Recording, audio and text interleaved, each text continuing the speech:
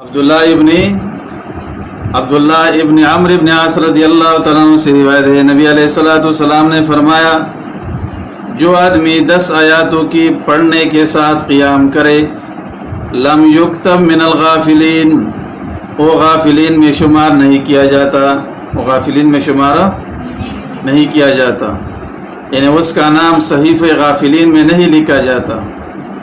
ومن قام ب100 آیات کتب من القانتین، اور جو آدمی 100 آیاتوں کے پڑھنے کے ساتھ قیام کرے تو اس کا نام فرمان برداروں میں لکھا جاتا ہے۔ ومن قام ب1000 آیات کتب من المقنطرین، رواہ ابو داود، اور جو آدمی 1000 آیاتوں کے پڑھنے کے ساتھ قیام کرے تو اس کا نام بہت زیادہ ثواب پانے والوں میں لکھا جاتا ہے۔ تو یہ ہے حدیث پاک کے اندر نبی علیہ الصلوۃ والسلام نے ارشاد فرمایا کہ جو آدمی 10 آیاتوں کے ساتھ قیام کرے، یعنی کھڑے ہو کر کے اپنے نماز کے اندر 10 آیاتیں پڑھے، وہ آدمی غافلین میں شمار نہیں ہوتا۔ اور جو آدمی کھڑے ہو کر کے قرآن کریم کی 100 آیاتوں کی تلاوت کرے، وہ فرمان برداروں کے اندر لکھا جاتا ہے۔ اسی طرح جو آدمی 1000 آیاتوں کے پڑھنے کے ساتھ قیام کرے تو اس کا نام تو بہت زیادہ ثواب پانے والوں میں لکھا جاتا ہے۔ یہ امام ابو داود رحمہ اللہ نے اس حدیث کو نقل کیا ہے۔ وعن ابی ہریرہ قال كانت قراءة النبی صلی اللہ علیہ وآلہ وسلم باللیل یرفع طورا ویحفظ طورا، رواہ ابو داود۔ ابو ہریرہ رضی اللہ عنہ فرماتے ہیں، رات کی نماز میں نبی علیہ الصلوۃ والسلام کی قرات مختلف ہوتی تھی، کبھی تو آپ بلند آواز سے قرات فرما دے، کبھی پست آواز سے، کبھی بہت آواز کو اونچا رکھتے تھے، کبھی آپ صلی اللہ علیہ وسلم آواز کو پست رکھتے تھے۔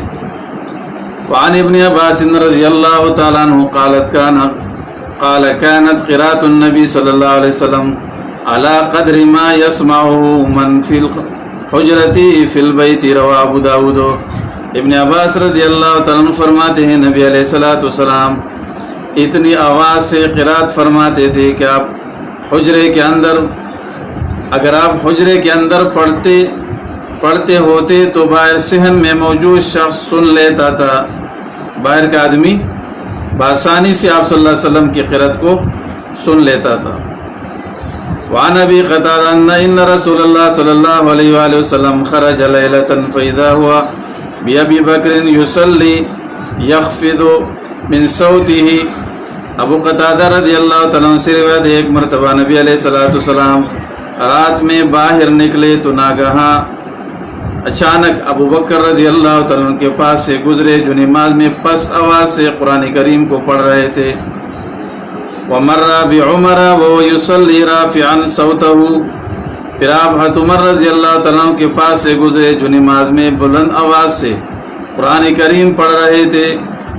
قال فلما اجتمع عند النبی صلی اللہ علیہ وآلہ وسلم، ابو قتادہ رضی اللہ تعالیٰ عنہ فرماتے ہیں، جب یہ حضرات ابو بکر اور عمر دونوں نبی علیہ السلام کی خدمت میں حاضر ہوئے، یعنی صبح کو جب یہ دونوں حضرات پھر نبی علیہ الصلوۃ والسلام کی خدمت میں آئے،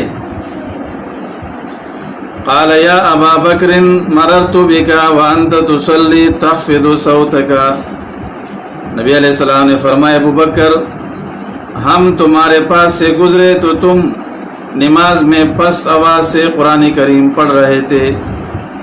قال قد اسمعت من ناجیت یا رسول اللہ صلی اللہ علیہ وسلم، ابو بکر رضی اللہ تعالیٰ نے عرض کیا، اللہ کے رسول میں جس سے مناجات کر رہا تھا اسے ہی سنا رہا تھا، یعنی میں اپنے اللہ کے ساتھ مناجات کے اندر مشغول تھا، اور وہ سننے کے لیے بلند آواز کا محتاج نہیں ہے، وہ ہر طرح سنتا ہے، چاہے آدمی بلند آواز سے پڑھے چاہے آدمی پست آواز سے پڑھے، اللہ رب العزت ہر ایک آدمی کی سنتا ہے۔ وقال علی عمر مررت بک وانت تصلی رافعا صوتک، نبی علیہ السلام نے حضرت عمر سے فرمایا کہ عمر ہم تمہارے پاس سے بھی گزرے تھے تو تم نماز میں بآواز بلند قرآن کریم پڑھ رہے تھے۔ فقال یا رسول اللہ صلی اللہ علیہ وسلم اوقظوا الوسنانا وأطرد الشیطان. حضرت عمر نے عرض کیا رسول اللہ صلی اللہ علیہ وسلم میں سوئے ہوئے لوگوں کو جگاتا تھا. حضرت عمر نے فرمایا اللہ کے رسول میں جو بآواز بلند قرآن کریم کو پڑھ رہا تھا تو میرے قرآن کریم کو بآواز بلند پڑھنے کا مقصد کیا تھا کہ جو لوگ سوئے ہوئے ہیں ان کو میں جگا دوں.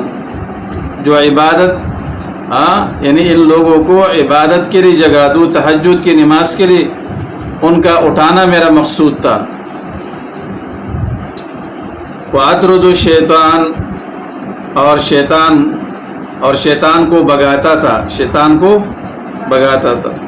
فقال النبی صلی اللہ علیہ وآلہ وسلم یا ابا بکر ارفع من صوتک شیئا. حضور علیہ السلام نے دونوں کی باتیں سن کر ابو بکر سے فرمایا ابو بکر تم اپنی آواز کو کچھ بلند کرو. وقال لعمر احفظ من صوتک شیئا اور حضرت عمر سے فرمایا تم اپنی آواز کو ذرا پس رکھو. تو اسی طرح حضور علیہ السلام نے حد اعتدال کی طرف دونوں کی رہنمائی فرما دی. ابو بکر آپ اپنی آواز کو تھوڑا سا اونچا رکھ دے یا عمر آپ اپنی آواز کو ذرا نیچے رکھ دے. تو یہ ہے نماز میں قرات پڑھنے کا